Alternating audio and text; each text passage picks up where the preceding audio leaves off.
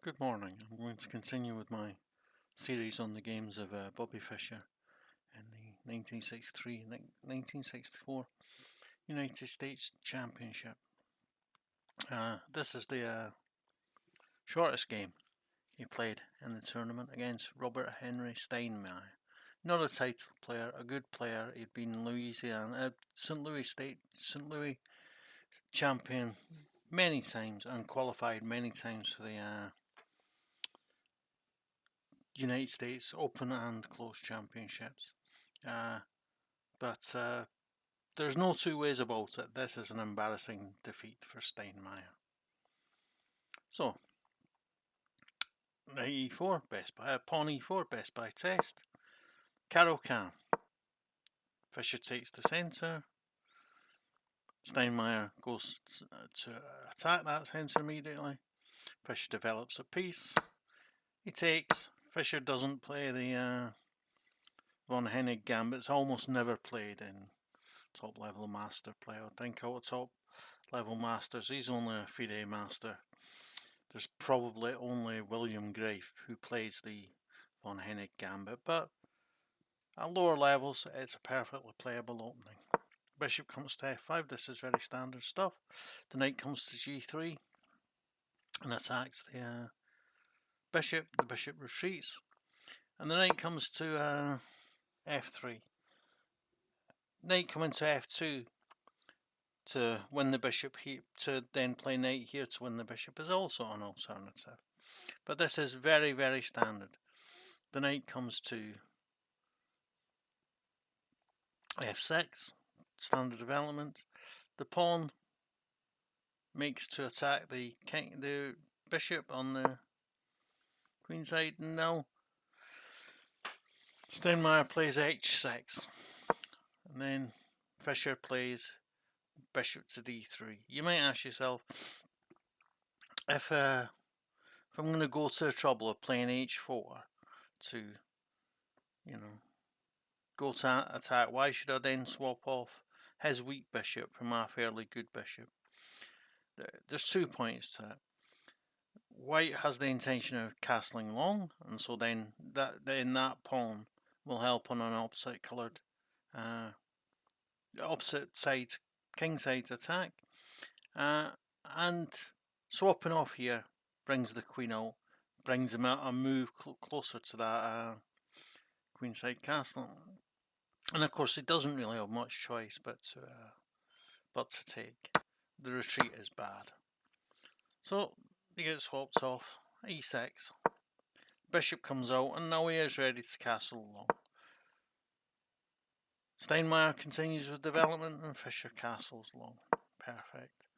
Queen comes to c7. This is all very, very standard stuff now. c4. You might think that it is a little foolhardy to open things up in front of your king, and to some extent it is a little foolhardy to open things up in front of your king. But Steinmeier with c7 has signalled that he wants to castle long, and he does that, and so maybe it's okay to play king to b1 and then continue with the attack. But he strengthens his centre with bishop to f3 first. The queen comes to f4 check. The queen's misplaced there. There's no doubts about it. So the king moves to b1. It probably would have done that anyway, so, Bishop comes to c5. Knight comes to c5.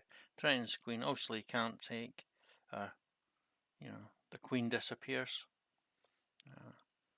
If there was a pawn to be had, knight, rook, and pawn are materially equal to a queen, and are sometimes a good trade. But there's no pawn to be had, and in this circumstance, it's a very bad trade. So he retreats with his queen, and now the knight comes to e4 to threaten the fork on f2. Fischer says, anything you can do, I can do better.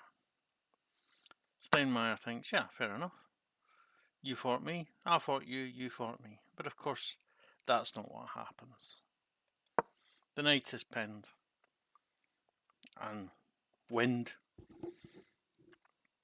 And he has no choice but to resign. And you might think, okay, he can take the knight here, but then Fischer takes the queen and still has the fork, still wins the pawn here.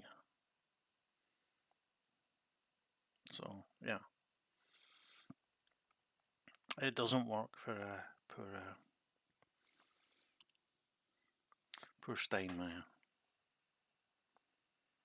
Yeah, and that was the end of it. Just 17 moves. Yeah, I looked at Steinmeier. I thought, was he really such a bad player in the United States Championships? No, I looked at some of his other games. He was a reasonably good player. He even had a draw in the United States Championships with the Carol Can, not in this year's championships, but against Anthony Saidi, who Fischer played later on in the tournament. I just think not the Magnus effect, the Fischer effect. He had such a frightening reputation. He was such a good player, far better than all Americans at that time, that they feared him, and that fear led to blunders. This is a classic example of that. Yeah, okay. Don't forget to like, share, subscribe, and comment on my videos. Thanks. Bye.